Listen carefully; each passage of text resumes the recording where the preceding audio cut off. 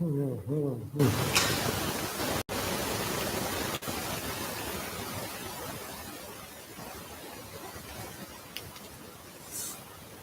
Quickly अपने अपने attendance mark कर दीजिए। एक बार मुझे बता दीजिएगा अगर आवाज मेरी क्लियर आ रही है। क्विकली राइट योर नेम्स, अपने नाम लिख लीजिए और अटेंडेंस मार्क कर दीजिए। मैंने आपको पहले भी बताया था कि स्टूडेंट्स आपकी अटेंडेंस जो है एक जगह मार्क की जाती है रोज, तो ज़रूर अपना नाम लिख करके अपनी अटेंडेंस मार्क कर दीजिए। मेरी आवाज़ क्लियर आ रही है बच्चों? एक बार ये भी बात मुझे बता दीजिए, मेरी आवाज़ साफ आ रही है आप सभी लोगों को?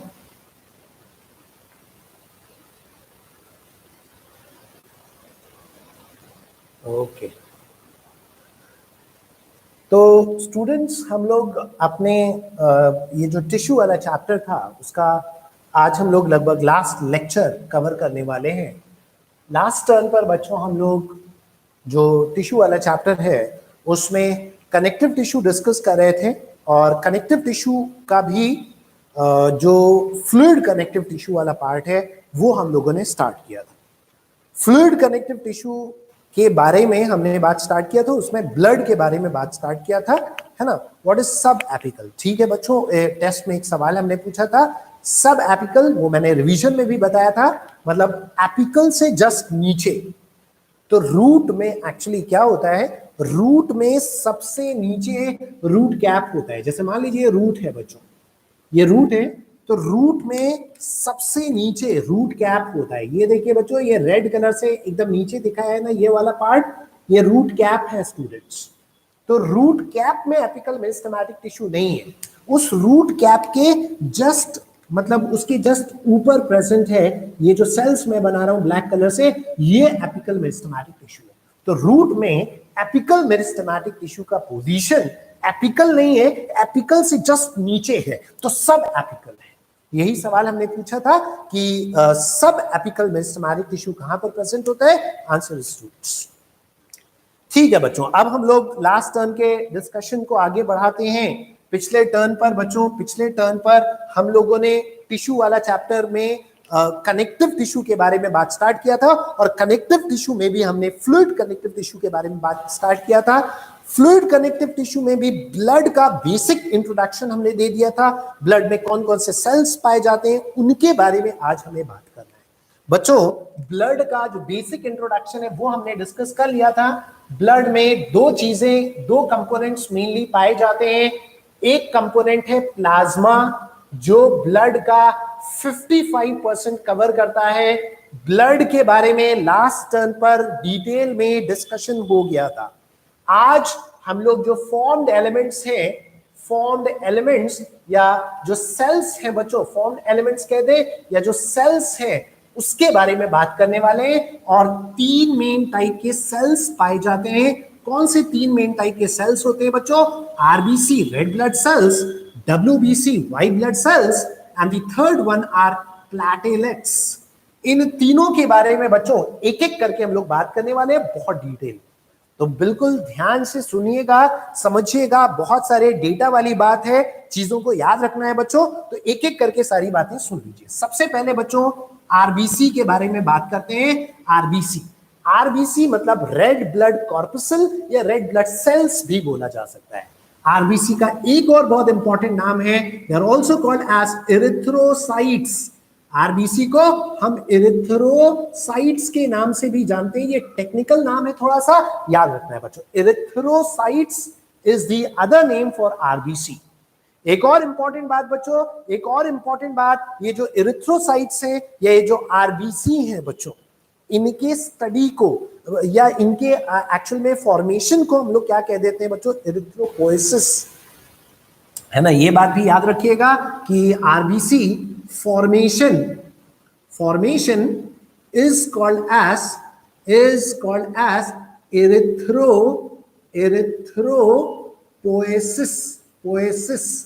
erythropoiesis कहते हैं आरबीसी के फॉर्मेशन को। और जिस ऑर्गन में बनता है आरबीसी उसे एरिथ्रोपोएटिक ऑर्गन कहते हैं।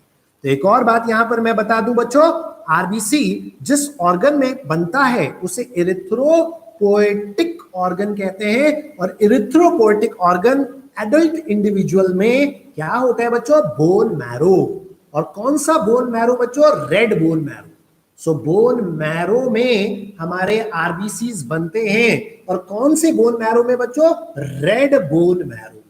तो ये बात सभी लोग याद रखें कि हमारे बॉडी में जो डब्ल्यूबीसी जो आरबीसीज है उनका जो फॉर्मेशन है, उनका जो सिंथेसिस है, उस प्रोसेस को हम लोग क्या कह देते हैं बच्चों? उस प्रोसेस को इरिथ्रोपोएसिस कहते हैं। और जिन ऑर्गन्स में बनता है उन्हें इरिथ्रोपोएटिक ऑर्गन कहते हैं। और इरिथ्रोपोएटिक ऑर्गन एडल्ट्स में क्या है बच्चों? बोन मैरो है। What is it? It is a bone marrow students. ठीक है, अगर ये बात सभी को बिल्कुल क्लियर हो गई है बच्चों, तो और आगे चलते हैं बच्चों। आरबीसी बनने के बाद कहां बन रहा है? बोन मैरो में। बोन मैरो में बनने के बाद फिर वो स्टोर होता है एक छोटे से ऑर्गन में जिसे कहते हैं स्प्लीन। और इसी वजह से स्प्लीन को ग्रेवयार्ड ऑफ आरबीसी बोला जाता है ना। और प्लस उसे ब्लड बैंक भी बोला जाता है। कुछ बच्चे सोच रहे होंगे कि एक ही ऑर्गन को ग्रेवयार्ड भी बोलते हैं, उसी ऑर्गन को हम लोग ब्लड बैंक भी बोलते हैं, ये कैसे? तो एक्चुअल में बच्चों कंपार्टमेंटेशंस हैं। तो कुछ आधे पार्ट में आरबीसी का स्टोरेज होता है स्प्लीन में, एंड रेस्ट हाफ पार्ट में जब आरबीसी की डेथ होती है तो वहीं स्प्लीन में डेथ होती है। तो याद रखिएगा ये बात सभी लोग बच्चों। यहां पर मैं लिख देता हूं, क्या कह दूं बच्चों कि आरबीसीज का जो स्टोरेज है वो कहां पर होता है बच्चों? स्प्लीन में। SPLEEN।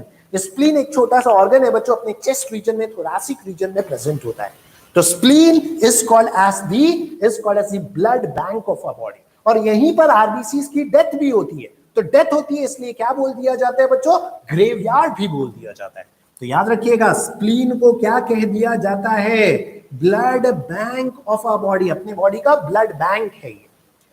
अच्छा बच्चों, अगर ये बात भी आपको समझ में आ गई है तो आरबीसी बनने के बाद ये 120 दिन तक जिंदा रहता है। तो 120 दिन बच्चों इसका लाइफ स्पैन है, एवरेज लाइफ स्पैन है बच्चों। तो याद रखिएगा आरबीसी का लाइफ स्पैन कितना है? 120 डेज। 120 दिन आरबीसी का लाइफ स्पैन है बच्चों। याद रखिएगा ये बात। तो यहां पर मैं लिख देता हूं, क्या कह दूं? Life span of RBC. RBC का लाइफ स्पैन कितना है बच्चों? 120 दिन, 120 डेज। एक और इंपॉर्टेंट बात बताता हूं बच्चों, आरबीसी का लाइफ स्पैन 120 दिन है। इनके नंबर के बारे में, तो एक एवरेज एडल्ट ह्यूमन इंडिविजुअल में मेल्स में लगभग 5.5 मिलियन पर मिलीमीटर क्यूब ये काउंट है आरबीसी का। आरबीसी की संख्या है, नंबर है बच्चों। 1 मिलीमीटर क्यूब स्पेस में कितना बच्चों? 5.5 मिलियन आरबीसी पाए जाते हैं। तो ये बात बहुत इंपॉर्टेंट हमने आपको बता दिया बच्चों। क्या कह दिया जाए? आरबीसी काउंट कितना है? लगभग कितना बच्चों मैंने बताया? 5.5 मिलियन। 5.5 मिलियन मतलब 55 लाख बच्चों, 55 लाख पर मिलीमीटर क्यूब। पूरे बॉडी में नहीं, एक छोटे से मिलीमीटर क्यूब, इतने छोटे है ना कतरे के अंदर, ब्लड के इतने छोटे मतलब ड्रॉप के अंदर बच्चों कितना? लगभग 5.5 मिलियन आरबीसी पाए जाते हैं।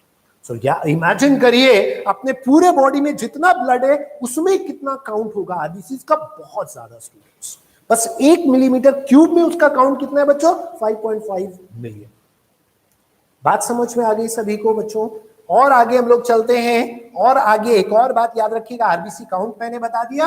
एक और बात सुन लीजिए बच्चों, आरबीसी अपना पूरा लाइफ स्पैन गुजारने के बाद आरबीसी की डेथ होती है स्प्लीन में स्टूडेंट्स। और इसीलिए स्प्लीन को हम लोग ग्रेवयार्ड ऑफ आरबीसी कह देते हैं।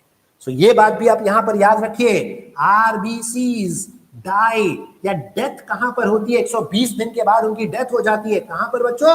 In the spleen. एंड इसीलिए स्प्लीन को ग्रेवयार्ड ऑफ आरबीसी कहा जाता है। ग्रेवयार्ड ऑफ आरबीसी का ग्रेवयार्ड। तो स्प्लीन को ब्लड बैंक भी बोला जा रहा है और उसी स्प्लीन को ग्रेवयार्ड भी बोला जा रहा है। अच्छा बच्चों, ये आरबीसी का जो काउंट हमने बोला है यहां पर 5.5 मिलियन, ये मेल्स में बोला है। फीमेल्स में लगभग 1 मिलियन आप कम मानिए, मतलब 4.5 मिलियन पर मिलीमीटर क्यूब फीमेल्स में आरबीसी का काउंट कम होता है। क्यों कम होता है, उसके अलग अलग रीजंस है बच्चों। May be there are reasons, for example वहां पर मेंस्ट्रुअल फ्लो की वजह से या मेंस्ट्रुअल साइकिल की वजह से ब्लड का लॉस होता है, जिसकी वजह से काउंट आरबीसी का बॉडी में कम रह जा पाता है।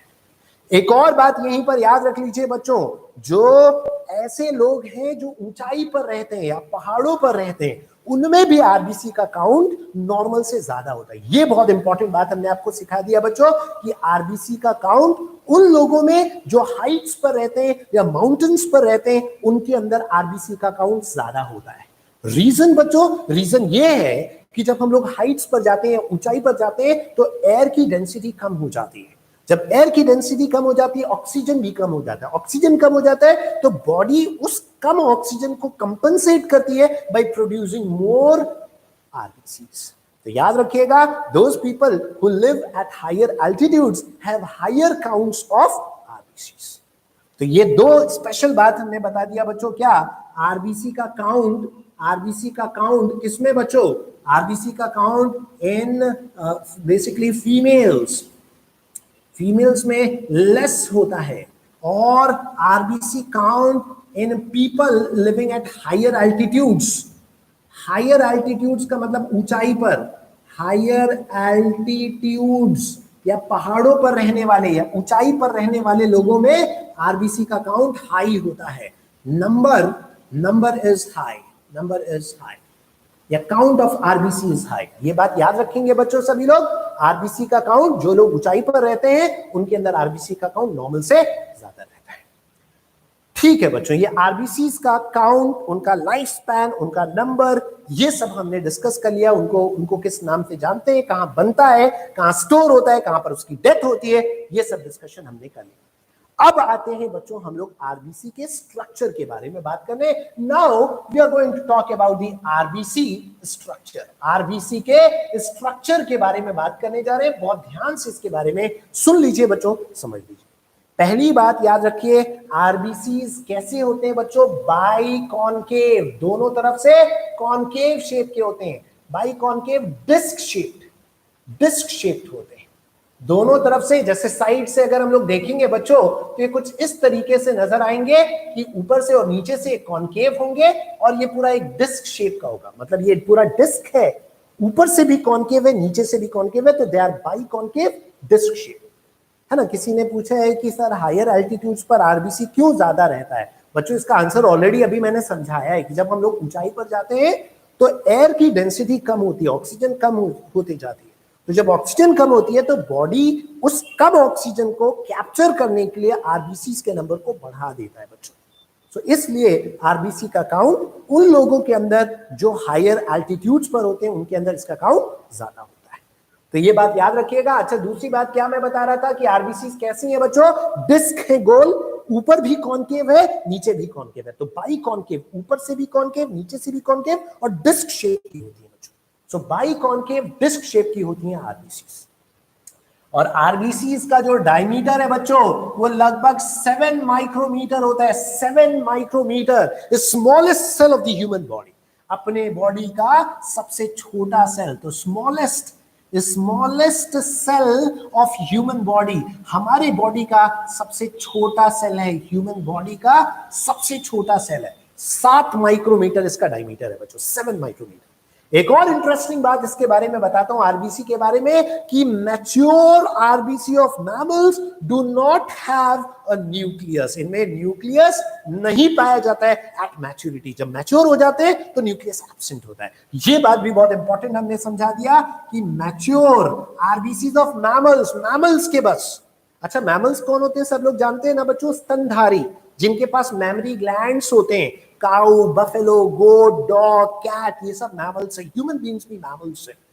तो मैमल्स की आरबीसीज में न्यूक्लियस एब्सेंट होता है एट मैच्योरिटी। लेकिन 2 एक्सेप्शन है, कैमल और लामा। ये 2 एक्सेप्शन हैं, ये 2 मैमल्स हैं, लेकिन इनके आरबीसी में न्यूक्लियस प्रेजेंट होता है। तो ये बात यहां पर मैं लिख देता हूं कि मैमल्स के मैच्योर आरबीसी में, मैमल्स के मैच्योर आरबीसी में न्यूक्लियस इज एब्सेंट। यहां पर न्यूक्लियस एब्सेंट होता है, nucleus is absent. So mature RBC of mammals में न्यूक्लियस एब्सेंट होता है। एक्सेप्ट जो एक्सेप्शंस बताए बच्चों, except camel and llama, LLAMA, llama, ये दो ऐसे मैमल्स हैं जिनके आरबीसी में न्यूक्लियस होता है।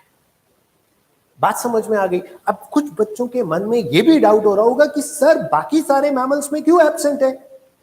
क्यों एब्सेंट है? जगह के लिए, जगह स्पेस को, अंदर स्पेस जगह को बढ़ाने के लिए।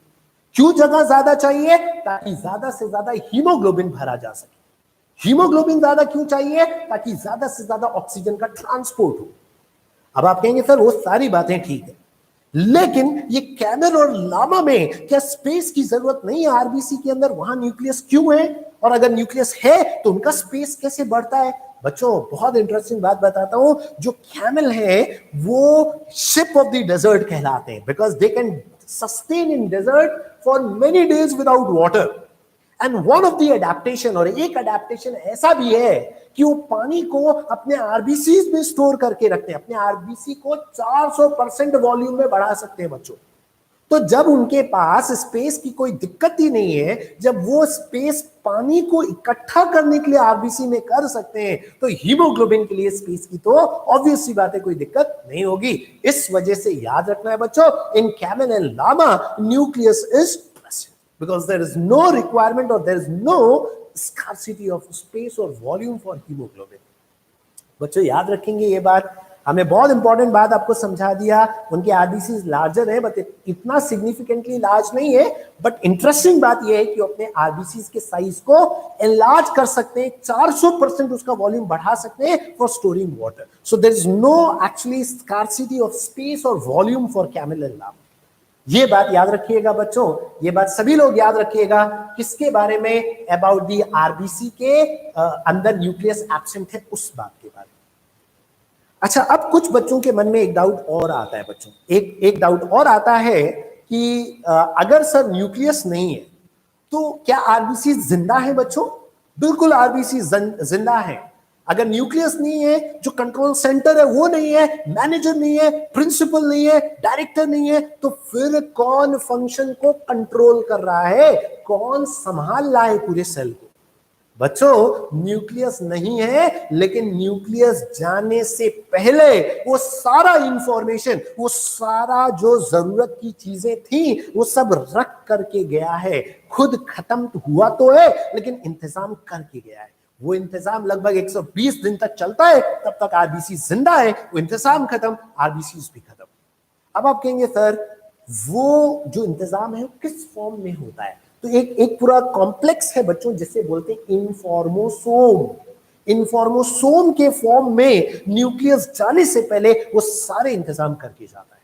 बच्चों याद करिए, बचपन में जब हमारे पेरेंट्स कभी आउट ऑफ स्टेशन वगैरह किसी फंक्शन या किसी जगह जाते थे, और मान लीजिए हमारे एग्जाम्स चल रहे हैं या अपने को स्कूल जाना है, हमें साथ नहीं ले जाते थे, तो अपने खाने का सारा इंतजाम करके जाते थे कि बेटा देखो फ्रिज में ये चीजें रखी हैं, इसको गर्म करके खा लेना ब्रेकफास्ट में, इसको लंच में ले लेना और डिनर इस तरीके से कर लेना। सब इंतजाम करके जाते थे। वैसे ही बच्चों वो जो न्यूक्लियस है आरबीसी को छोड़ करके जाने से पहले वो सारी इंफॉर्मेशंस को एक कॉम्प्लेक्स में स्टोर करके जाता है, उसे कहते हैं इन्फॉर्मोसोम।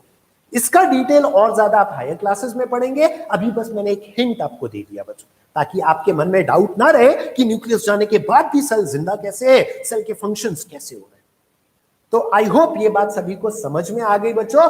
आरबीसी के स्ट्रक्चर के बारे में ये बात हमने आपको बता दिया। इनमें माइटोकॉन्ड्रिया भी नहीं है बच्चों, और माइटोकॉन्ड्रिया नहीं है तो रेस्पिरेशन नहीं होता है, और रेस्पिरेशन नहीं है तो एनर्जी का जनरेशन कैसे हो रहा है बच्चों? मतलब एरोबिक रेस्पिरेशन नहीं है तो एनर्जी का जनरेशन कैसे होता है बच्चों? कोई बता सकता है स्टूडेंट्स? बड़ी इंटरेस्टिंग बात है कि माइटोकॉन्ड्रिया भी आरबीसी, मैच्योर आरबीसी में नहीं है, और माइटोकॉन्ड्रिया नहीं है, पावर हाउस नहीं है, तो पावर जनरेट कैसे हो रहा है बच्चों? क्या कोई बता सकता है students? This is a question from you all. Can anyone tell me that when mitochondria is absent in RBC, then how power, how energy, how ATP is being generated over there? चलिए कोई बात नहीं, मैं ही आपको answer बताता हूं बच्चों, लेकिन आज के बाद हमेशा याद रखिएगा कि दो तरीके के रेस्पिरेशन होते हैं, एक एरोबिक एक एनारोबिक। तो यहां माइटोकॉन्ड्रिया नहीं है तो एरोबिक रेस्पिरेशन तो नहीं होता है, लेकिन यहां पर बच्चों एनएरोबिक रेस्पिरेशन होता है जिसके लिए माइटोकॉन्ड्रिया की जरूरत नहीं है।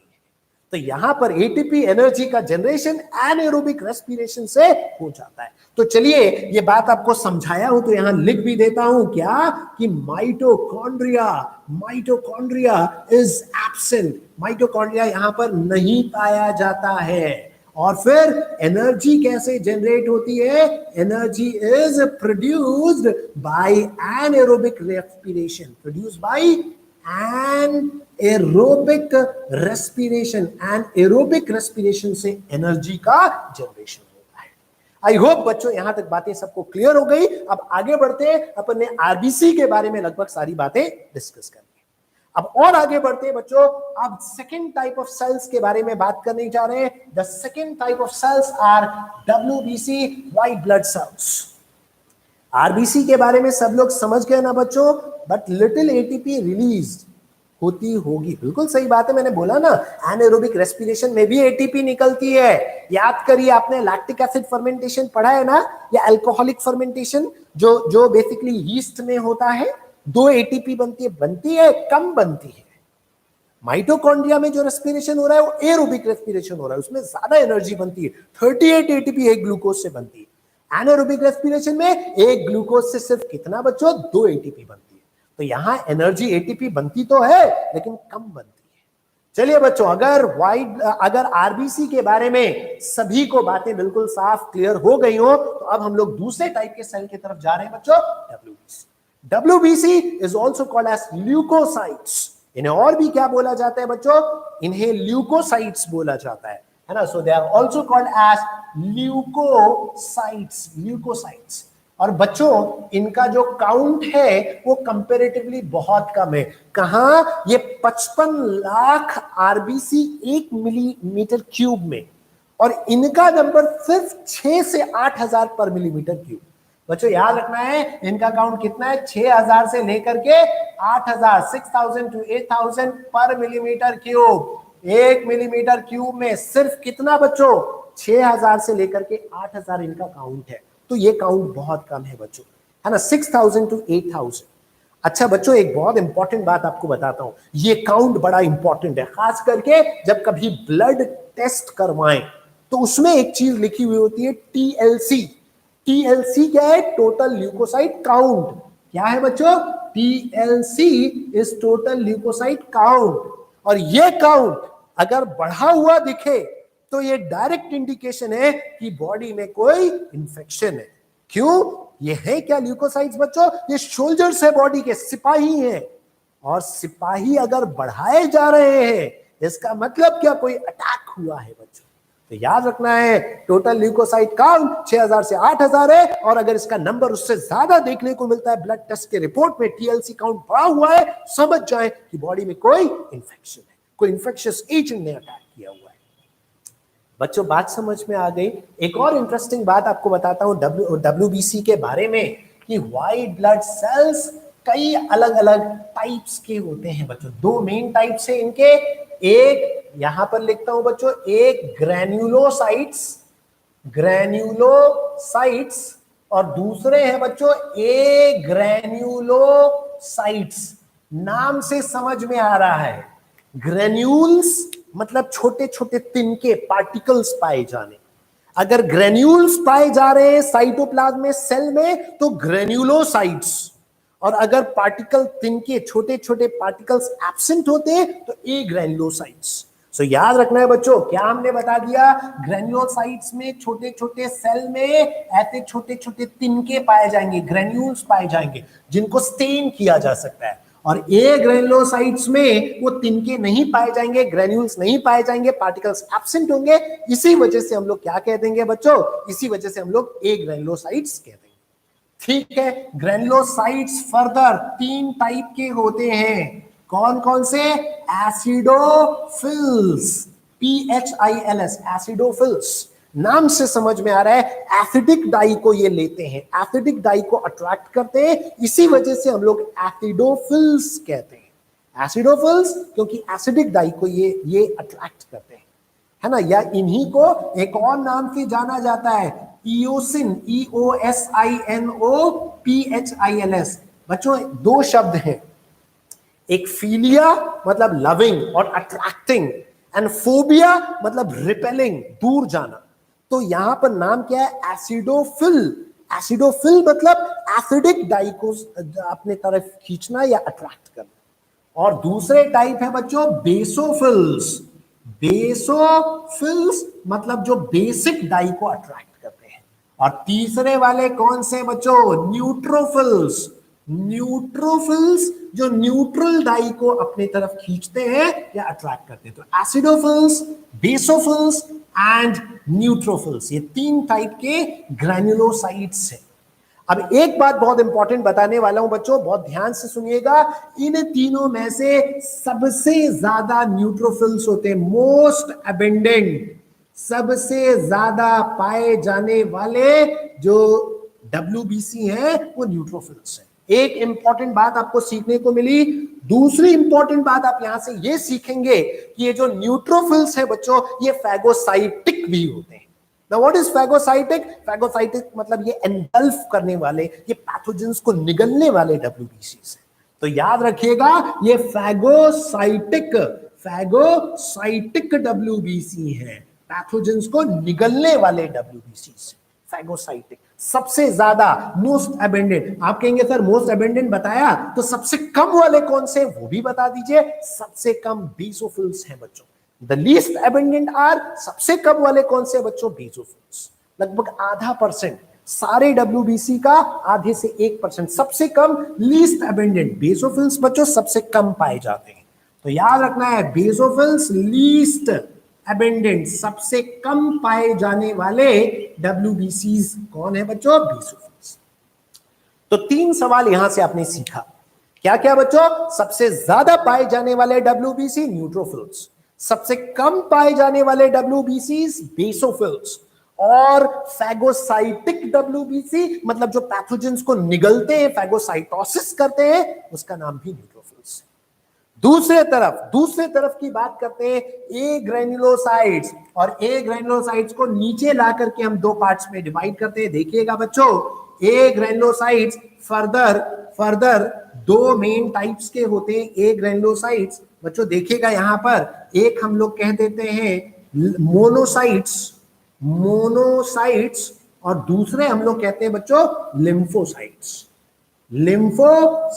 Monocytes and lymphocytes.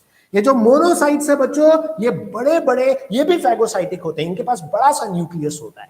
So they have a large nucleus, इनका न्यूक्लियस बड़ा सा होता है, किडनी शेप का होता है या बीन शेप का होता है। इनका न्यूक्लियस बड़ा सा होता है, लार्ज न्यूक्लियस। और ये भी कैसे है बच्चों, ये भी फैगोसाइटिक WBC है, ये भी फैगोसाइटोसिस करते हैं।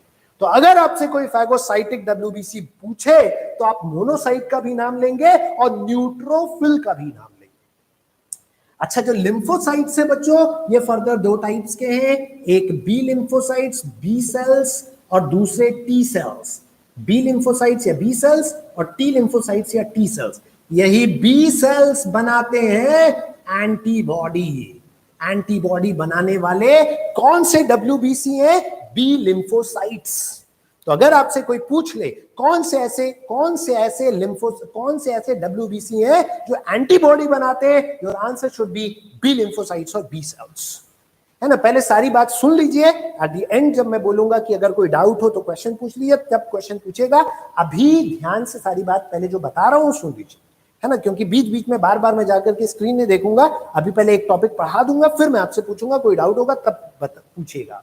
सुन लीजिए बच्चों, अभी ये पूरा टॉपिक हमने कवर किया है। एक बार फिर से दोबारा मैं पूरी बात आपको बताता हूं, फिर हम लोग आगे बढ़ेंगे, फिर मैं आपसे पूछूंगा कोई डाउट है, उसके बाद आगे बढ़ेंगे। सुन लीजिए बच्चों, WBC इनको एक और नाम से जानते हैं ल्यूकोसाइट्स, इनमें कोई पिगमेंट नहीं प्रेजेंट होता है।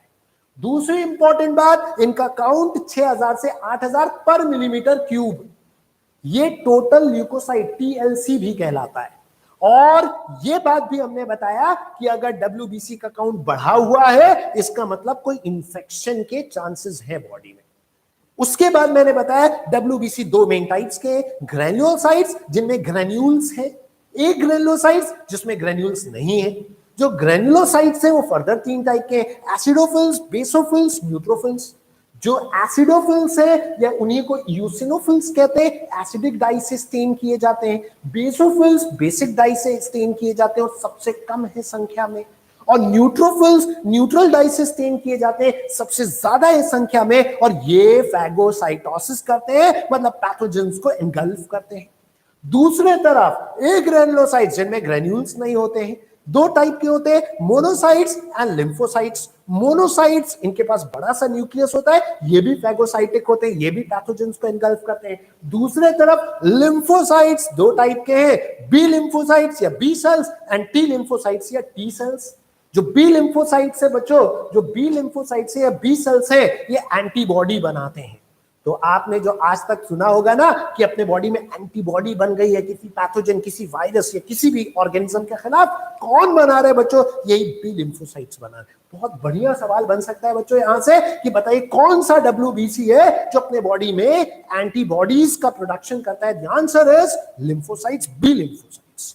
टी लिम्फोसाइट्स बनाते नहीं है, मदद करते हैं बी लिम्फोसाइट्स को एंटीबॉडी बनाने, है ना। याद रखिएगा बच्चों, अगर यहां तक सभी को बात क्लियर है तो एक बार बता दीजिए, अगर कोई डाउट हो तो अब बता दीजिए बच्चों। Which organelle are absent in WBC? तो कई सारे ऑर्गेनल एब्सेंट हैं यहां पर, ना तो माइटोकॉन्ड्रिया है, ना ही एंडोप्लाज्मिक रेटिकुलम है यहां पर, ना ही लाइसोसोम्स हैं बच्चों। तो यहां पर बहुत सारे सेल ऑर्गेनल एब्सेंट होते हैं RBC में। What is the work of acidophils and basophils? Acidophils usually parasitic infection के लिए होते हैं बच्चों और एलर्जिक रिएक्शंस के लिए होते हैं। बेसोफिल्स कुछ केमिकल सिक्रीट करते हैं, जैसे हिस्टामिन है, जैसे सेरोटोनिन है, जैसे हेपारिन है, ये केमिकल्स बेसोफिल्स सिक्रीट करते हैं।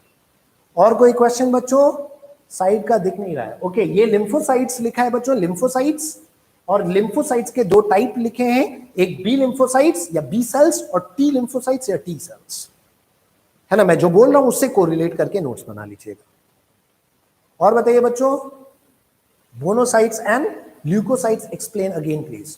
तो मोनोसाइट्स के बारे में हमने बता दिया, ये 2 ए ग्रेनुलोसाइट्स के 2 टाइप्स है। मोनोसाइट्स का न्यूक्लियस किडनी शेप का होता है और ये भी फैगोसाइटिक होते हैं, इनका न्यूक्लियस बड़ा सा होता है। फैगोसाइटिक मतलब पैथोजेंस को एनगल्फ करते हैं। लिम्फोसाइट्स के 2 टाइप्स है, B and T. B lymphocytes antibody बनाते हैं, टी लिम्फोसाइट्स बी लिम्फोसाइट्स को मदद करते हैं एंटीबॉडी के बनाने में। ठीक है बच्चों, the RBC organelle absent is, बताया तो अभी एक बार, स्क्रीन इज नॉट क्लियर। अब बेटा थोड़ा सा आप रेजोल्यूशन अगर बढ़ा करके देखें तो मेरे ख्याल से आपको क्लियरली नजर आएगा वो चीज। मोनोसाइट्स का क्या काम है बताया? मोनोसाइट्स फैगोसाइटिक होते हैं, ये भी पैथोजेंस को एनगल्फ करते हैं। सर लिम्फोसाइट्स से क्या होता है? क्या लिम्फोसाइट? लिम्फोसाइट्स सेल्स हैं, एक टाइप के WBC हैं, जो 2 टाइप के हैं, B lymphocytes and T. B lymphocytes antibody का प्रोडक्शन करते हैं। ठीक है बच्चों, अब अगर यहां तक सभी को बातें क्लियर हो गई तो आप कहीं पर इसको स्टॉप करके आप इसका स्नैपशॉट ले लीजिएगा नोट्स के लिए। अब इसको क्लियर करता हूं बच्चों, और अब तीसरे टाइप के सेल के बारे में बात करने जा रहे हैं, WBC के बारे में बच्चों। ये डिटेल्स हमने आपको बता दी। अब दूसरे टाइप के, बल्कि तीसरे टाइप के सेल्स के बारे में बताने जा रहा हूं। The third type of cells are platelets. Platelets के बारे में आपको बात करने जा रहे हैं बच्चों। प्लैटलेट्स के बारे में, उन्हें हम लोग थ्रोम्बोसाइट्स भी कहते हैं, they are also called as thrombocytes. So चलिए बच्चों, हम लोग बात करने जा रहे हैं प्लैटेलेट्स के बारे में। प्लैटेलेट्स के बारे में, इन्हें और भी क्या कहा जाता है? इन्हें थ्रोम्बोसाइट्स भी कहा जाता है। Platelets are also called as thrombocytes. एक इंपॉर्टेंट बात सुनिएगा बच्चों, अब ध्यान दे लीजिए। अब आगे बढ़ते हैं। अब पीछे वाले चीज का क्वेश्चन जो है बाद में पूछेगा, अभी सुन लीजिए। अब आगे की बात क्या बोला? Platelets are also called as thrombocytes. एक बात, दूसरी इंपॉर्टेंट बात, इनकी संख्या 1.5 से 3.5 लाख पर millimetre cube. So their count is 1.5 to 3.5 lakhs per millimeter cube. इसी का काउंट बच्चों कुछ बीमारियों वगैरह में कम हो जाता है। प्लैटलेट काउंट डिप हो रहा है, किसमें बच्चों? जैसे डेंगू वगैरह में आपने सुना होगा, तो ये वही प्लैटलेट है। तो कितना काउंट है बच्चों? इसका काउंट लगभग 1.5 to 3.5 lakhs पर मिलीमीटर क्यूब। पर मिलीमीटर क्यूब, 1 मिलीमीटर क्यूब में 1.5 से 3.5 लाख, मतलब इनका नंबर WBC से तो ज्यादा है लेकिन RBC से तो बहुत कम है। RBC कहां 55 लाख और ये कहां 1.5 से 3.5 लाख। ठीक है बच्चों, दूसरी बात सुन लीजिए, platelets are not true cells, ये ट्रू सेल्स नहीं है, आर नॉट ट्रू सेल्स, ये सच्चे सेल्स नहीं है, इनमें न्यूक्लियस भी एब्सेंट होता है, न्यूक्लियस इज एब्सेंट, ये सच्चे सेल्स नहीं है बच्चों, ये ट्रू सेल्स नहीं है। और एक और इंपॉर्टेंट बात इनके बारे में आपको बता दूं बच्चों कि platelets are fragments of large cells called as megakaryocytes. कुछ बड़े बड़े सेल्स है बच्चों जिनका नाम है मेगा कैरियोसाइट्स, उनके छोटे छोटे पीसेस, टुकड़े हैं ये। कौन बच्चों? ये बेसिकली थ्रोम्बोसाइट्स या प्लेटलेट्स। यहां पर मैं कह दूं कि platelets are fragments, they are fragments of large cells, कुछ बड़े बड़े सेल्स के टुकड़े हैं जिनका नाम क्या है? Mega karyocytes, mega karyocytes. कुछ बड़े बड़े सेल्स हैं मेगा कैरियोसाइट्स, इनके ये टुकड़े हैं बच्चों प्लेटलेट्स, या इन्हीं को थ्रोम्बोसाइट्स कहा जाता है। इनका मेन फंक्शन क्या है बच्चों? Blood clotting. लास्ट लेक्चर में बताया था ब्लड क्लॉटिंग में प्लेटलेट्स एक केमिकल सब्सटेंस रिलीज करते हैं जिसे क्या बोलते हैं बच्चों? थ्रोम्बोप्लास्टिन। तो वो थ्रोम्बोप्लास्टिन कौन रिलीज कर रहा है? प्लेटलेट्स।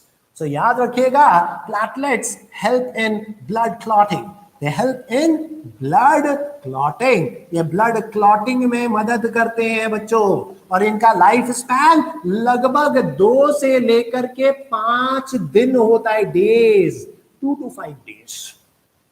कहां आरबीसी का लाइफ स्पैन 120 दिन और कहां इनका लाइफ स्पैन 2 से 5 दिन। आप कहेंगे सर डब्ल्यूबीसी का, तो अलग अलग टाइप के डब्ल्यूबीसी का लाइफ स्पैन अलग अलग है बच्चों, है ना, अलग अलग टाइप के डब्ल्यूबीसी का लाइफ स्पैन अलग अलग है। तो अभी हम लोग उसके एक एक के बारे में अभी बात नहीं कर सकते बच्चों, बट ये समझ लीजिए कुछ घंटों से लेकर के 10 घंटे से लेकर के फ्यू डेज तक होता है इनका लाइफ स्पैन डब्ल्यूबीसी का। इनका लाइफ स्पैन मैंने आपको बता दिया, इनका मेन रोल क्या है? ये ब्लड क्लॉटिंग में हेल्प करते हैं। इस तरीके से बच्चों, इस तरीके से हमने पूरे ब्लड के सारे कंपोनेंट्स के बारे में डिटेल में डिस्कशन कर लिया बच्चों। अगर इससे भी ज्यादा किसी चीज में आपको डिटेल चाहिए तो आप पर्सनली कांटेक्ट कर लीजिएगा व्हाट्सएप पर बच्चों। अभी आपके लेवल पर जितनी जरूरत थी बच्चों वो बात हमने आपको बता दी है। क्या बच्चों यहां तक बात सभी को क्लियर है? ब्लड के बारे में सभी को बात क्लियर है? Is it clear to everybody? Students living होते हैं, इनको लिविंग ही बोला जाएगा बच्चों, थ्रोम्बोसाइट्स को या प्लेटलेट्स को लिविंग ही बोला जाएगा, they are called as living. लेकिन ट्रू सेल्स नहीं है, ये भी बात कही जाती है। इन्हें लिविंग ही बोला जाएगा लेकिन ये ट्रू सेल्स नहीं कहे जाते। ठीक है बच्चों, अगर यहां तक बात सभी को क्लियर हो गई है तो एक छोटा सा टॉपिक और डिस्कस कर लेते हैं बच्चों, लिम्फ के बारे में। लिम्फ बच्चों, लिम्फ जो है वो ब्लड के प्लाज्मा वाले कंपोनेंट से बनता है ना, ये ब्लड के प्लाज्मा वाले कंपोनेंट से बनता है। Lymph is actually formed by, है ना, it is formed by plasma, plasma वाले कंपोनेंट से बनता है, कंपोनेंट से बनता है। इसे कई बार कह दिया जाता है ये कलरलेस या येलोइश फ्लूइड है बच्चों, लाइट येलोइश फ्लूइड है। सो इट इज कलरलेस, ये कलरलेस है या लाइट येलोइश कलर का है बच्चों।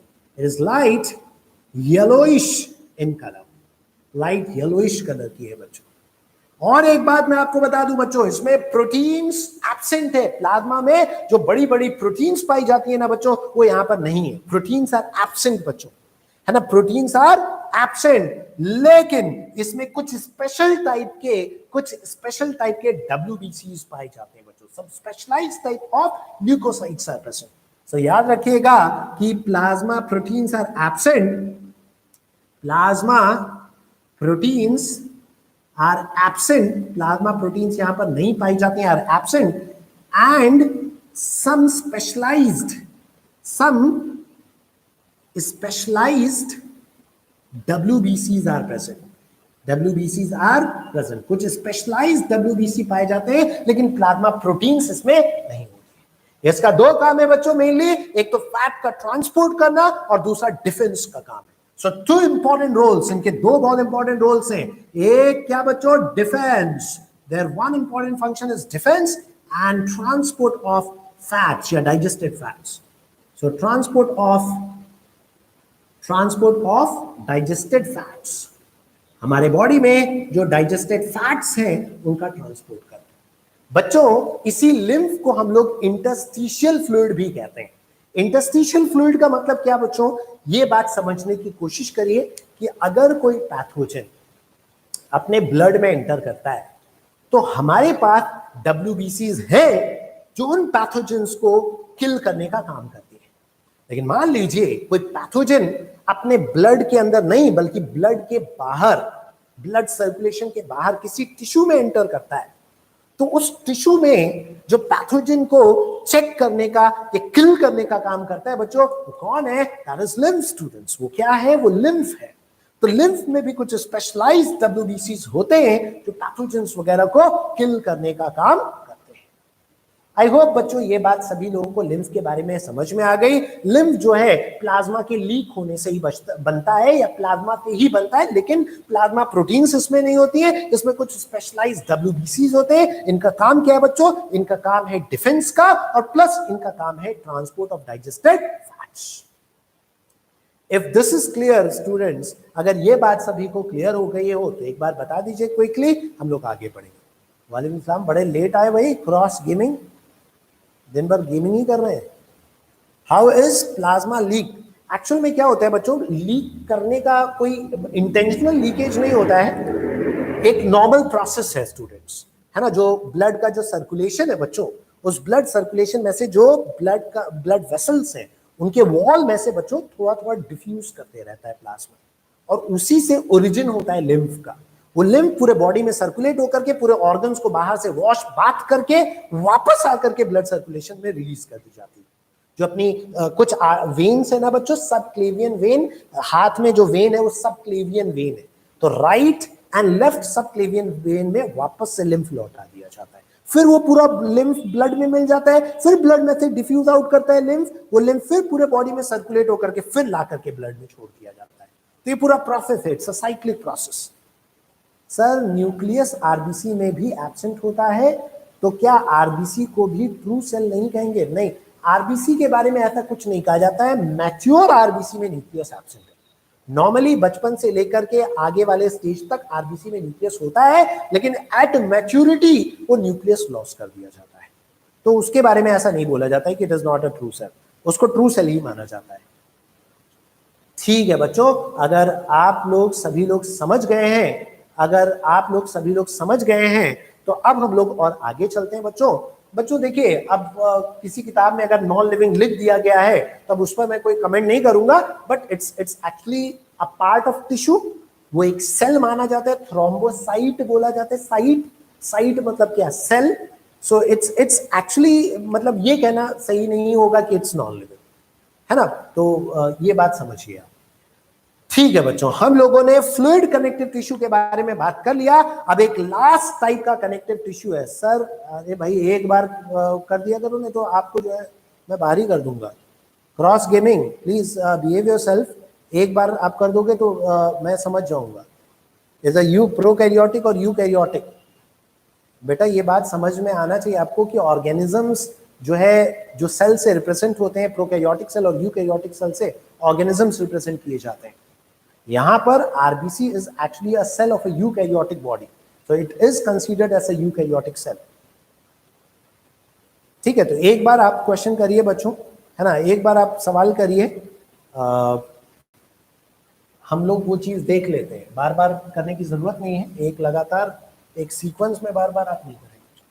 ठीक है बच्चों, अगर आपने फ्लूइड कनेक्टिव टिश्यू के बारे में सब कुछ सीख लिया बच्चों, अब हम लोग जो अगले टाइप का हम लोग टिश्यू, कनेक्टिव टिश्यू डिस्कस करने जा रहे हैं बच्चों, वो भी बहुत इंपॉर्टेंट है। That is the skeletal connective tissue.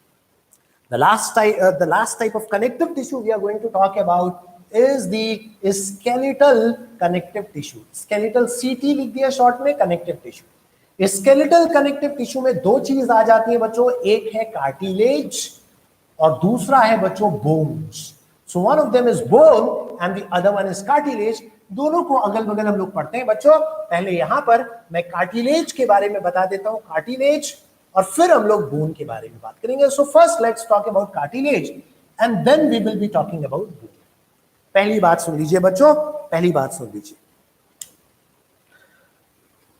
सुन लीजिए बच्चों ध्यान से कि कार्टिलेज एक स्केलेटल कनेक्टिव टिश्यू है जो स्पेशलाइज्ड सेल से बना हुआ है जिन्हें कॉन्ड्रोसाइट्स बोलते हैं। याद रखिएगा, कार्टिलेज एक स्पेशल सेल से बना हुआ होता है और उन सेल्स को क्या बोला जाता है बच्चों? कॉन्ड्रोसाइट्स। कॉन्ड्रोसाइट्स बोला जाता है बच्चों, कॉन्ड्रोसाइट्स। एक बात।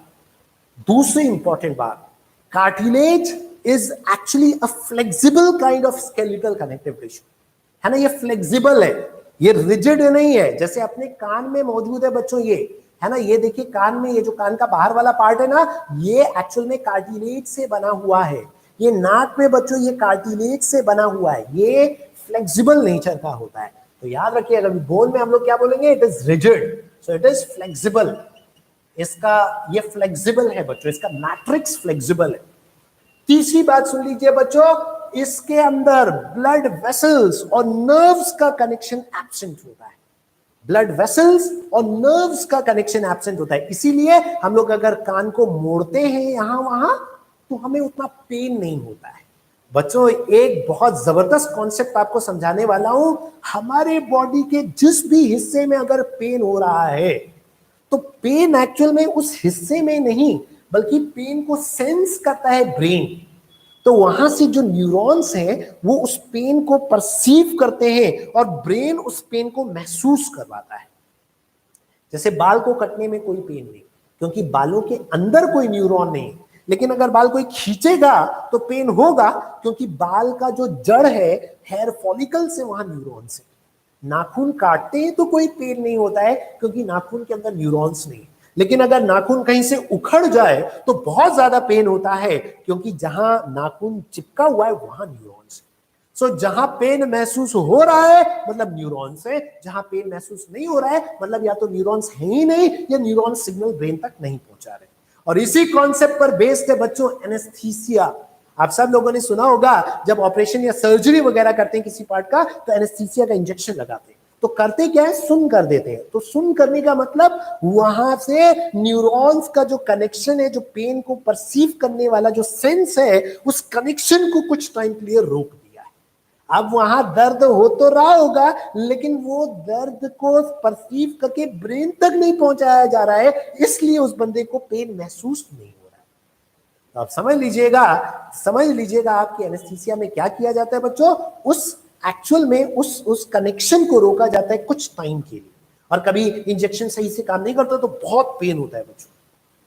तो ये बात सभी लोग याद रखिएगा, कार्टिलेज के अंदर भी न्यूरॉन्स नहीं है, इसलिए कार्टिलेज को यहां वहां बेंड करते हैं तो पेन नहीं होता है। अगर आप लेकिन सोच रहे होंगे सर खींचेंगे तो दर्द होता है। खींचने पर दर्द होता है, क्योंकि जहां पर स्किन वगैरह है या जहां पर जड़ है उसका, वहां तो न्यूरॉन्स है ना बच्चों। इसके मैट्रिक्स में न्यूरॉन और ब्लड सर्कुलेशन नहीं। So, ये बात याद रखिएगा। क्या कहते हैं बच्चों?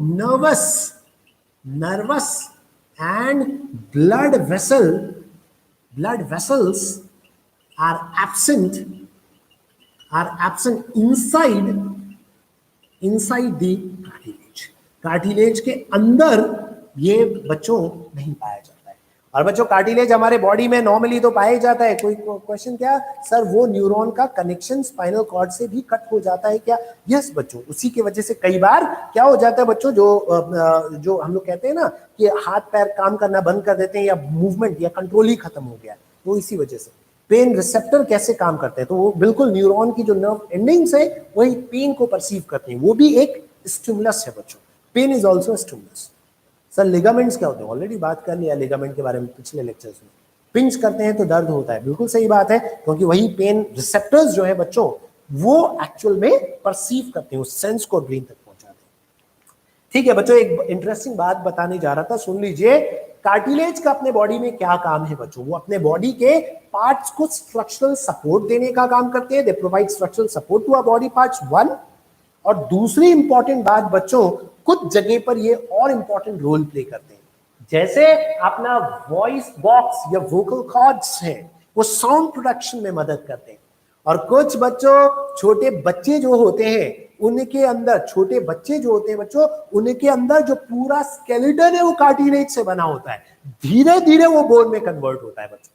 तो बच्चों में एम्ब्रियोनिक स्टेज में पूरे बॉडी में कार्टिलेज है, वो धीरे धीरे ऑसिफाई होकर के बोन में कन्वर्ट होता है बच्चों। और अगर इसका आपको थोड़ा सा प्रैक्टिकल बात सोचना है, तो कभी छोटे बच्चे के यहाँ फ्रंटल पोर्शन पर आप टच करिएगा, आपको बहुत सॉफ्ट सॉफ्ट नजर आएगा बच्चों, या महसूस होगा। ज्यादा तेज प्रेस नहीं करना है बच्चों, अंदर ब्रेन है ना, तो हल्का सा आप टच करके देख सकते हैं वो इतना सॉफ्ट क्यों है, क्योंकि अभी कार्टिलेज कन्वर्ट बोन में नहीं हुई है। और जैसे जैसे वो बच्चा ग्रो करता है एकदम हार्ड हो जाता है skull, because that cartilage has been converted into. कुछ जो कार्टिलेजिनियस फिशेस है बच्चों, कुछ जो कार्टिलेजिनियस फिशेस हैं, उनके अंदर तो पूरा अंदर का स्केलेटन ही कार्टिलेज से बना होता है। याद है ना बच्चों ये बात? तो ये चीजें याद रखिएगा कार्टिलेज के बारे में। और अगला जो पार्ट है बच्चों वो है बोन। अब बोन के बारे में कुछ स्पेशलाइज्ड बात सुन लीजिए। पहली बात, bone is made up of specialized cells called as osteocytes, है ना? They are made up of, bone is made up of osteocytes, osteocytes से बने हुए होते हैं, है ना? ये सेल्स का नाम है, osteocytes are the cells which make up the bone बच्चों। दूसरी इंपॉर्टेंट बात बच्चों बोन्स के बारे में, बोन्स के स्टडी को ओस्टियोलॉजी कहते हैं। तो ओस्टियो वर्ड से समझ जाइएगा बच्चों, बोन के बारे में बात हुई तो osteology is the study of bones. So osteology, bone के स्टडी को ओस्टियोलॉजी भी कहते हैं, ओस्टियोलॉजी। अच्छा, दूसरी इंपॉर्टेंट बात आपको बता दूं बच्चों, ये जो ओस्टियोसाइट्स है, ये एक हार्ड या रिजिड या टफ मैट्रिक्स में अरेंज होते हैं। और एक बात पुरानी वाली भी याद कर लीजिए बच्चों, अपने बॉडी में हार्डेस्ट टिश्यू या टफेस्ट टिश्यू कौन सा होता है बच्चों? बोन। तो याद रखिएगा, bone is the hardest tissue of our body. हमारे बॉडी का hardest tissue of our body, हमारे बॉडी का सबसे मजबूत या हार्ड टिश्यू यही बोन है। Hardest substance is enamel, but hardest tissue is bones. अच्छा, एक और बात याद रख लीजिएगा, बोन किससे बना हुआ है बच्चों? Calcium phosphate and calcium carbonate से। लगभग 80% बोन में कैल्शियम फॉस्फेट है, 10% क्या है बच्चों? कैल्शियम कार्बोनेट, और 10% क्या है? Magnesium phosphate. सो याद रखिएगा, बोन इतना हार्ड क्यों है? इसमें कौन सा कंपाउंड प्रेजेंट है बच्चों? Calcium phosphate, calcium carbonate, magnesium phosphate and small amounts of magnesium carbonate also. So याद रखिएगा, ये बात क्या बता दिया बच्चों? Ca3PO4 the whole twice, PO4 the whole twice. ये कितना बच्चों? 80% बोन में कैल्शियम फॉस्फेट होता है, Ca3PO4 the whole twice. CaCO3 calcium carbonate 10%, CaCO3 लगभग कितना बच्चों? 10%। और magnesium phosphate Mg3PO4 the whole twice, ये कितना होता है बच्चों? ये भी 10% होता है। तो सबसे ज्यादा हड्डी में कौन सा कंपाउंड है बच्चों? कैल्शियम फॉस्फेट है। कभी कभी ये सवाल भी पूछा जाता है कि हड्डी की मजबूती किस कंपाउंड की वजह से? आपका आंसर क्या होगा बच्चों? Calcium phosphate. अच्छा, एक बात और बताता हूं बच्चों, हड्डियों के अंदर ये जो ओस्टियोसाइट्स है ना बच्चों, ये ऐसे सर्कुलर पैटर्न में अरेंज होते हैं, इस तरीके से ऐसे सर्कुलर पैटर्न में अरेंज होते हैं। और ये एक एक जो बना रहा हूं ना बच्चों स्टार शेप के, ये ओस्टियोसाइट्स दिखा रहा हूं। ये ओस्टियोसाइट्स ऐसे गोल गोल पैटर्न में अरेंज्ड होते हैं, लेयर्स में अरेंज्ड होते हैं। और इस लेयर को, इस पैटर्न को हम लोग एक बहुत स्पेशल नाम देते हैं। बीच में अच्छा एक रास्ता होता है, एक ट्यूब होता है। जैसे लंबी सी हड्डी है बच्चों हमारी पूरी, मान लीजिए हाथ में लंबी सी हड्डी है, तो ऐसे लंबे लंबे अंदर होल्स होते हैं जिसमें ब्लड सर्कुलेशन और नर्व्स का कनेक्शन होता है। इसीलिए बच्चों अगर हड्डी थोड़ा सा भी बेंड हो, बहुत पेन होता है, क्योंकि न्यूरॉन्स अंदर बिछे हुए हैं। याद रखिएगा बच्चों, यहां पर ये जो ओस्टियोसाइट्स का पैटर्न है ना, इसे हम लोग कह देते हैं हार्वेसियन सिस्टम। हार्वेसियन सिस्टम, ये नाम विलियम हार्वे के ऊपर रखा गया है बच्चों। और अंदर जो ये पूरा रास्ता है ना बच्चों, इसे बोल देते हैं Haversian canal. This is called as Haversian canal. So this is Harveysian system and this is called as Harveysian canal. ये दो शब्द कभी कभी पूछ लिए जाते हैं कि बताइए Harveysian system कहाँ पाया जाता है? Your answer is both. Harveysian canal कहाँ होता है? Your answer is both. बच्चों बात समझ गए ना? यहाँ पर क्या प्रेजेंट होते हैं बच्चों? Blood vessels and nerves. जैसे कार्टिलेज में मना किया था कि कार्टिलेज के अंदर ब्लड वेसल्स और नर्व्स नहीं है, यहाँ बोल रहा हूं कि बोन में ब्लड वेसल्स और नर्व्स प्रेजेंट होते हैं. सो ये बात भी सभी को याद रखना है कि blood vessels and nerves are present inside the bone. और बोन का क्या काम है? आई होप सब लोग जानते हैं बच्चों. अपने पूरे बॉडी को शेप देना, स्ट्रक्चर देना, चलने में मदद करना, हमारी इंटरनल ऑर्गन्स को प्रोटेक्ट करना, और लंबे लंबे बोन्स के अंदर जो रेड बोन मैरो है उसमें ब्लड का फॉर्मेशन करना. बात समझते हैं ना बच्चों सभी लोग? Is it clear to everybody students? याद रखेंगे ये सारी बातें. क्या व्हाट इज हार्वेसियन कैनाल सिर्फ मैमल्स में ही होता है? एग्जैक्टली. तो बहुत बढ़िया बात है कि मैमल्स का यूनिक फीचर है हार्वेसियन सिस्टम. सिर्फ मैमल्स के हड्डियों में पाया जाता है. ठीक है बच्चों, अगर यहां तक बात सभी को समझ में आ गई, क्लियर हो गई, तो हम लोग बच्चों पूरा कनेक्टिव टिश्यू हमने डिस्कस कर लिया डिटेल में. Sir what is osteoblast? तो ओस्टियोसाइट्स को बनाने वाले सेल्स को ओस्टियोब्लास्ट सेल्स कहा जाता है, और ओस्टियोसाइट्स को मारने वाले, खत्म या बोन को डिसॉल्व करने वाले सेल्स को ओस्टियोक्लास्ट सेल्स कहा जाता है. ओस्टियोब्लास्ट बनाने वाले सेल्स बोन को, और बोन को खत्म करने वाले सेल्स ओस्टियोक्लास्ट सेल्स. बहुत सारी डिटेलिंग है बच्चों. अभी हम लोग सब कुछ यहां तो पॉसिबल नहीं है कि आपको बता दें. जो आपके लेवल की बातें वो सब कुछ हम लोग डिस्कस कर लेते हैं. यस, हम लोग मैमल्स, हमारे अंदर पाया जाता है हार्वेसियन सिस्टम. चलिए बच्चों, कैनालिक्यूलाई क्या होती है बच्चों? ये एक्चुअल में जहां पर ओस्टियोसाइट्स मौजूद है ना, वहां पर छोटे छोटे पॉकेट्स या छोटे छोटे स्पेसेस होते हैं. उन स्पेसेस में जो ओस्टियोसाइट्स है वो स्ट्रेच करते हैं. तो वो जैसे दो पॉकेट्स हैं वो आपस में जुड़े होते हैं इन्हीं कैनालिक्यूलाई के जरिए. ऑलराइट बच्चों, अब और आगे चलते हैं. अभी बात हमारी खत्म नहीं होनी है, अभी बात और आगे बढ़ानी है. हम लोग को दूसरे टाइप का टिश्यू भी डिस्कस करना है यहीं पर, and that is the muscular tissue. आज ही हम लोग ये बात पूरा खत्म करेंगे बच्चों. बहुत ध्यान से देख लीजिए, समझ लीजिए.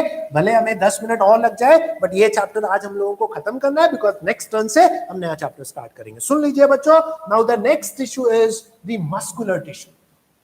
जो तीसरे टाइप का टिश्यू है उसे क्या बोला जाता है? उसे मस्कुलर टिश्यू बोला जाता है बच्चों. Muscular tissue very important. Animals में 4 टाइप का टिश्यू. सबसे पहले epithelial tissue, connective tissue, muscular tissue, nervous tissue. Epithelial पढ़ लिया, कनेक्टिव पढ़ लिया, सारे टाइप्स पढ़ लिए. अब तीसरा वाला है मस्कुलर टिश्यू. ज्यादा बड़ा नहीं है बच्चों, बहुत ध्यान से सुन लीजिए बस. मस्कुलर टिश्यू में सबसे पहली बात, इसमें 2 बहुत इंपॉर्टेंट कॉन्ट्रैक्टाइल प्रोटीन्स पाई जाती है. एक का नाम है एक्टिन और दूसरे का नाम है मायोसिन. बच्चों याद रखिएगा, muscular tissue actin plus myosin, actin plus myosin, ये 2 बहुत इंपॉर्टेंट कॉन्ट्रैक्टाइल प्रोटीन्स हैं बच्चों. दे आर कॉन्ट्रैक्टाइल प्रोटीन्स है बच्चों, जो कॉन्ट्रैक्शन में मदद करती है, मसल्स को कॉन्ट्रैक्ट करने में मदद करती है. सो मस्कुलर टिश्यू में 2 बहुत इंपॉर्टेंट प्रोटीन्स है, कॉन्ट्रैक्टाइल प्रोटीन्स है, एक्टिन एंड मायोसिन. और muscular tissue is responsible for movement of the body. अच्छा, इसके 3 अलग अलग टाइप्स है. Muscular tissue is of 3 main types. तीनों को एक साथ कंपैरेटिवली पढ़ेंगे. सबसे पहले स्केलेटल मसल्स, दूसरे वाले स्मूथ मसल्स, तीसरे वाले बच्चों कार्डियक मसल्स. 3 टाइप के मसल्स हैं. तीनों के बारे में एक एक करके बात करते हैं. पहले तो तीनों के स्ट्रक्चर के बारे में बताता हूं. बहुत ध्यान से सुन लीजिए बच्चों, बस फोकस कर लीजिए कुछ थोड़ा देर और, 10-15 मिनट बहुत ध्यान से देख लीजिए बच्चों. स्केलेटल मसल्स ऐसे सिलिंड्रिकल होते हैं और अनब्रांच्ड होते हैं, मतलब इनमें ब्रांचेस नहीं, और प्लस इनमें कई सारे न्यूक्लियस होते हैं. तो multi nucleate condition students, multi nucleate. तो दो बातें यहां मैं लिखना चाहता हूं। क्या क्या दो बातें बच्चों? एक, ये सिलिंड्रिकल एंड अनब्रांच्ड है, और दूसरी ये मल्टी न्यूक्लिएट है, कई सारे न्यूक्लियस पाए जाते हैं। सो क्या कह दिया जाए बच्चों? It is cylindrical and unbranched, इनमें ब्रांचेस नहीं होते हैं। दूसरी इंपॉर्टेंट बात क्या? मल्टी न्यूक्लिएट, मतलब एक ही सेल के अंदर कई सारे न्यूक्लियस पाए जाते हैं। साथ में एक बात और ऐड कर लेने दो बेटा, इसके स्ट्रक्चर में इनके अंदर लाइट और डार्क बैंड्स पाए जाते हैं, और उसी चीज को कहा जाता है कि ये स्ट्रिएटेड है, स्ट्रिप्स है। जैसे अगर इनको आप देखेंगे ना बच्चों, तो इनको देखेंगे तो आपको ये ऐसे नजर आएगा। ये देखिए डार्क पूरा लाइन, फिर बीच में लाइट, फिर क्या बच्चों? डार्क लाइन, फिर बीच में लाइट, फिर देखिए डार्क, फिर लाइट। तो ये लाइट और डार्क बैंड्स पाए जाते हैं, इसीलिए इनको बोला जाता है क्या? स्ट्रिएटेड, स्ट्रिएटेड या स्ट्रिप्ड। स्ट्रिप्ड होती है, स्ट्रिप्स पाई जा रही है, dark light, dark light, dark light, strips पाई जा रही है, इसीलिए क्या बोला जाता है बच्चों? इनको स्ट्रिएटेड बोला जाता है। बात समझ में आ गई बच्चों? दूसरे तरफ सुनिएगा, दूसरा स्मूथ मसल, इसका स्ट्रक्चर ये स्पिंडल शेप के होते हैं। स्पिंडल मतलब समझते हैं ना, दोनों तरफ से पतले, बीच में से मोटे, और सिंगल न्यूक्लियस पाया जाता है, और इनके अंदर कोई डार्क लाइट बैंड नहीं है बच्चों, तो ये अनस्ट्रिएटेड है। तो क्या कह दिया जाए बच्चों? ये स्पिंडल शेप के हैं बच्चों, स्पिंडल शेप। और दूसरी बात क्या? And uninucleate, uninucleate मतलब सिंगल न्यूक्लियस है। और एक और बात क्या बच्चों? अनस्ट्रिएटेड है, इनके अंदर लाइट और डार्क बैंड्स नजर नहीं आते। तीसरे वाले का भी स्ट्रक्चर देख लीजिए बच्चों, ये कहते हैं सिलिंड्रिकल, लेकिन ये ब्रांच्ड है बच्चों, इसमें ब्रांचेस पाए जाते हैं। ये देख लीजिए बच्चों, कैसे इसके अंदर ब्रांचेस पाए जा रहे हैं। तो ये बात याद रखिएगा, ये सिलिंड्रिकल तो है, लेकिन ये ब्रांच्ड है। जहां जहां ये दिखा रहा हूं ना बच्चों, ये एक्चुअल में कार्डियक मसल के बारे में एक बड़ा यूनिक फीचर है, अभी बताऊंगा। पहले इसका स्ट्रक्चर लिख दूं, क्या कह दूं बच्चों? ये सिलिंड्रिकल है, सिलिंड्रिकल एंड ब्रांच्ड, इसमें ब्रांचेस है एंड ब्रांच्ड। दूसरी बात क्या कह दूं बच्चों इसके बारे में? कि ये यूनी न्यूक्लियेट है, सिंगल न्यूक्लियस। आप ये नहीं सोचिए सर यहां भी बनाए, यहां ये तो बहुत सारे न्यूक्लियस बनाए। ये पूरा एक सेल है, इस पूरे एक सेल में एक न्यूक्लियस, ये दूसरा सेल है उसमें दूसरा न्यूक्लियस, ये तीसरा सेल है इसमें तीसरा न्यूक्लियस। तो अलग अलग सेल में एक एक न्यूक्लियस है, तो यूनी न्यूक्लियेट याद रखना है बच्चों। क्या हमने बता दिया है ना बेटा? आपस में बात नहीं करें, यहीं पर ध्यान दें, है ना?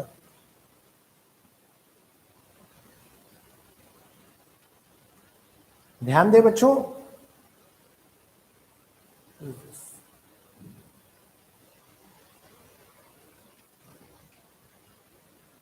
ठीक है, अब क्या मैं कह रहा था? Cylindrical and branch. और दूसरी बात क्या कह रहा था यहां पर मैं, कि यहां पर एक्चुअल में इंटरकैलेटेड डिस्क पाई जाती है बच्चों। एक तो ये बात बता दिया, और ये बात भी मुझे बोलना है कि ये भी यूनी न्यूक्लिएट है, ये भी यूनी न्यूक्लिएट है। और एक सबसे इंपॉर्टेंट बात जो दूसरे कलर से लिखूंगा, जो किसी और मसल में नहीं पाई जाती है बच्चों, क्या? इंटरकैलेटेड डिस्क, इंटरकैलेटेड डिस्क पाई जाती है, इंटरकैलेटेड डिस्क। ये डिस्क आप देख रहे हैं ना बच्चों, ये ऐसे जिगजैग लाइन करके बना है, ये इंटरकैलेटेड डिस्क है। तो इंटरकैलेटेड डिस्क पाई जाती है बच्चों यहां पर, कहां? कार्डियक मसल्स में। और हाँ, एक और इंपॉर्टेंट बात बच्चों, यहां पर भी लाइट और डार्क बैंड्स होते हैं। ये देखो डार्क बैंड, फिर बीच में लाइट, फिर ये डार्क बैंड, फिर बीच में लाइट, फिर ये डार्क बैंड, फिर बीच में लाइट, फिर डार्क बैंड, फिर बीच में लाइट। तो यहां पर भी डार्क और लाइट बैंड्स पाए जाते हैं। मतलब ये भी कैसी है? स्ट्रिएटेड या स्ट्रिप्ड। बच्चों अब यहां तक बता दीजिए, क्या सभी को स्ट्रक्चर समझ में आ गई बच्चों? क्या सभी को स्ट्रक्चर समझ में आ गया? Is it clear to everybody students? और यहां ध्यान दीजिए बच्चों, सभी लोग ध्यान दीजिए यहां पर बच्चों, सभी लोग। Now stop talking among yourselves. यहां तक बात सभी को समझ में आ गई बच्चों? ऑलराइट, अगर सभी को कोई डाउट नहीं है बच्चों, तो हम लोग इसके फंक्शन की तरफ बढ़ते हैं। यहां तक हमने इसका स्ट्रक्चर हमने आपको समझा दिया बच्चों, ठीक है। देखिए एक बार लास्ट बार फिर से सुन लीजिए, फिर हम आगे बढ़ेंगे। ध्यान दे लीजिए यहां पर बच्चों, क्या बताया, स्केलेटल मसल सिलिंड्रिकल है, अनब्रांच्ड है, मल्टी न्यूक्लिएट है, स्ट्रिएटेड है। स्मूथ मसल स्पिंडल शेप का है, सिंगल न्यूक्लियस है, अनस्ट्रिएटेड या अनस्ट्रिप्ड है।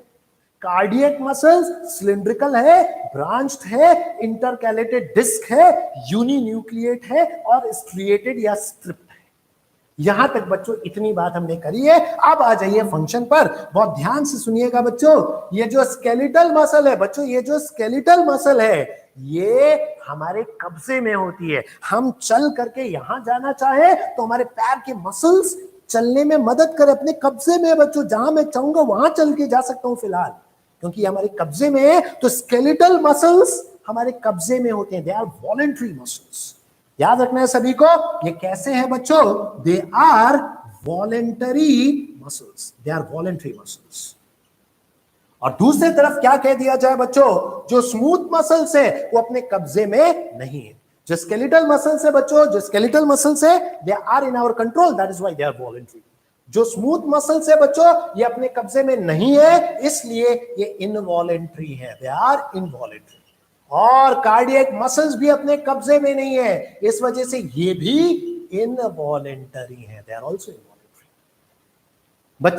बच्चों एक बात बच्चों, प्लीज क्लियर द डाउट। क्या पूछ रहे बच्चों, सर एक सेल में ही इतने बैंड्स होते हैं? हाँ बच्चों, एक एक सेल में ही ऐसे ऐसे कई सारे बैंड्स होते हैं।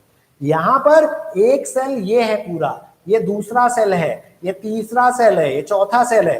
तो एक सेल के अंदर अंदर लाइट और डार्क बैंड्स, ठीक है। वी डोंट इग्नोर, एक्चुअली कोई फ्लो में टॉपिक चल रहा होता है तो एक आध बार जवाब नहीं देते हैं देख करके भी, है ना। जब टॉपिक खत्म हो जाता है तब आप पूछा करिए बच्चों, बीच में नहीं। तो अभी मैं क्या बोल रहा था, स्केलेटल मसल्स बच्चों, स्केलेटल मसल्स हमारे बॉडी को मूवमेंट में मदद करते हैं, हमारे कब्जे में।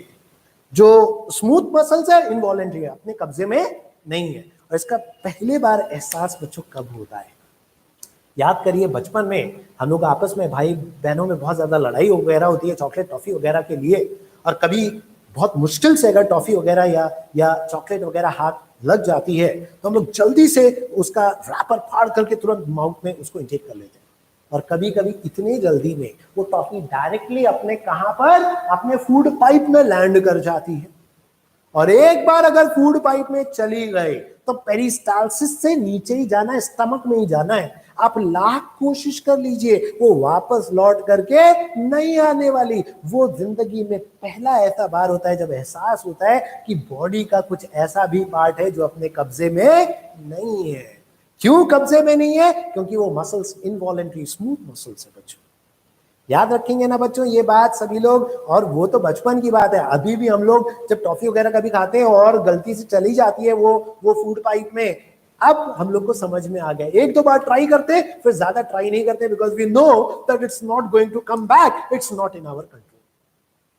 अब आप सोच रहे होंगे सर, अब आप सोच रहे होंगे कि ये सर है ही क्यों इनवॉलेंटरी, अपने कब्जे में होता तो बचपन से लेकर के अब तक 40-50 चॉकलेट्स का, टॉफीज का नुकसान हुआ है, वापस लौटा लाते पेट में से। ये क्यों हमारे कब्जे में नहीं है बच्चों? अच्छा है अपने कब्जे में नहीं है, क्योंकि ऊपर वाले को पता है कुछ ऐसे भी लापरवाह बंदे हैं जो भूल जाएंगे कि खाना खाने के बाद उसको आगे भी बढ़ाना है। पता चला जब दोपहर का खाना खाया, रात के खाना खाने का टाइम आया तो उन्होंने पेरिस्टालसिस करके खाने को स्टमक से आगे भेजा ही नहीं, स्टमक अभी खाने से भरा हुआ है। सांस लेने की बात आई तो पता चला बस 1 मिनट में कितना 4-5 बारी सांस लिया है, 1 मिनट में अबाउट 14 to 16 टाइम्स सांस लेना है। सांस का रेट जल्दी जल्दी बढ़ा, है ना। भूल गए कोई, पता चला उनको लाद करके हॉस्पिटल ले जा रहे हैं, ये बंदा भूल गया था। तो इसलिए अच्छा है अपने कब्जे में नहीं है, ब्रेन ऑटोमेटिकली ये सब कंट्रोल कर रहा है इनवॉल्युंटरी मसल्स को। बात समझ में आ गई ना बच्चों, है ना। याद रखिएगा ये बात सभी लोग समझ गए मेरे ख्याल से। स्मूथ मसल्स कहां पर पाया जाता है बच्चों? जैसे अपने एलिमेंट्री कैनाल में, अपने ईसोफेगस में, अपने आंखों के प्यूपिल में पाया जाता है। ठीक है बच्चों, ये बात याद रखेंगे। और ये भी अपने कब्जे में नहीं है बच्चों, कौन? Cardiac muscles. अच्छा एक लास्ट बात और सुन लीजिए, जो स्केलेटल मसल्स है इनको ज्यादा यूज करते हैं तो ये थक जाते हैं, है ना। तो ये फटीगेबल है बच्चों, फटीगेबल या टायर्ड हो सकती हैं। फटीगेबल। ये बच्चों जो स्मूथ मसल्स है ये नॉन फटीगेबल है, ये नहीं थकती है बच्चों, नॉन फटीगेबल। और ये जो कार्डियक मसल्स है they never get fatigue, they are never fatigable, they are never fatigable, ये कभी नहीं थकती है बच्चों। ये बात याद रखेंगे ना बच्चों, ये कभी नहीं थकते। और लास्ट में एग्जांपल्स कह सकते हैं, ये अपने स्केलेटन हैंड्स, लेग्स है ना, उसके अलावा नेक में जो जो अपने कब्जे में पार्ट्स हैं उनमें पाई जाती हैं। और तो हैंड्स में हम लोग कह दें है ना, अब लेग्स में जो भी अपने स्केलेटन का पार्ट है, नेक वगैरह में ये पाए जाते हैं। ये कहाँ होते हैं बच्चों, इसके एग्जांपल में हम लोग क्या कह देंगे, इसोफेगस में, इसोफेगस में ये पाई जाती हैं है ना। उसके अलावा प्यूपल में पाई जाती, मतलब प्यूपल क्या, आइरिस हम लोग कह दें, आइरिस ही तो प्यूपल का साइज कंट्रोल करता है बच्चों। उसके अलावा यूरिनरी डक्ट में, यूरिनरी डक्ट में, इन सब में पाई जाती है। कार्डियक मसल्स तो हमें पता है बच्चों, ये कहां पर प्रेजेंट है, हमारे हार्ट में प्रेजेंट है। बच्चों अगर यहां तक बात सभी को समझ में आ गई, दे नेवर फटीगेबल और नॉट, ये फटीग नहीं होती है नॉर्मली है ना, ये कभी फटीग नहीं होती, नेवर फटीगेबल। ठीक है। फैरिंग्स में भी बच्चों हमारे कब्जे में वो नहीं है, वो इनवॉलंटरी मसल्स। ठीक है।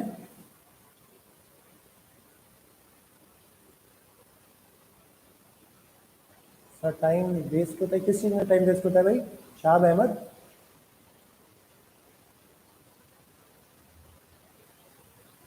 किसी को डाउट हो तो क्विकली पूछ लीजिए बच्चों। अब एक छोटा सा टॉपिक है और नेक्स्ट टर्न पर हम लोग पढ़ेंगे।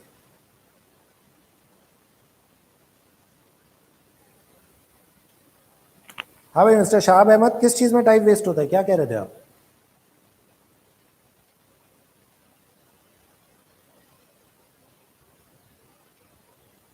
अच्छा, अगर इनवॉलेंट्री होता तो टाइम वेस्ट होगा। ठीक है, that is understand. Sir cardiac muscle सिर्फ हार्ट में होती है या कहीं और? हार्ट में ही प्रेजेंट होती है। थैंक यू बेटा। ओके स्टूडेंट्स, अगर यहाँ तक सभी को बातें समझ में आ गई हो बच्चों, तो हम लोग फिर नेक्स्ट टर्न पर आगे कंटिन्यू करेंगे। छोटा सा टॉपिक है, नेक्स्ट टर्न पर नया चैप्टर स्टार्ट करेंगे और क्लास 10th का चैप्टर स्टार्ट करेंगे, क्योंकि कुछ बच्चे जामिया का भी टेस्ट दे रहे हैं तो उनके लिए भी फायदेमंद है। नेक्स्ट टर्न पर हम लोग लाइफ प्रोसेसेस न्यूट्रिशन स्टार्ट करेंगे बच्चों, क्लास 10th का चैप्टर है। अगर आज के लेक्चर में सारी चीजें सबको क्लियर हो गई, और बच्चों मैंने पिछले टर्न पर भी अनाउंसमेंट किया था सभी लोगों के लिए कि आपको अब डीपीटी आपके ऐप पर ही मिलेगी, और वहां पर जो टेस्ट वाला सेक्शन है उसमें प्रैक्टिस टेस्ट वाले सेक्शन में मिलेगी, ताकि आपका वहां प्रैक्टिस टेस्ट हो जाए बच्चों। डीपीटी का मतलब ही यही है, डेली प्रैक्टिस टेस्ट है ना, डीपीटी का फुल फॉर्म ही यही है। वहां जाकर के अटेम्प्ट करिएगा और कोशिश करिए हर क्लास से पहले पुराने वाले डीपीटीज को कर लो। हाँ, नर्वस टिश्यू करवाएंगे नेक्स्ट टर्न पर, या हम लोग कंट्रोल एंड कोऑर्डिनेशन में पढ़ सकते हैं उसको। ठीक है बच्चों, अल्लाह हाफिज everybody, good bye, take care, कल मिलते हैं नेक्स्ट टर्न पर।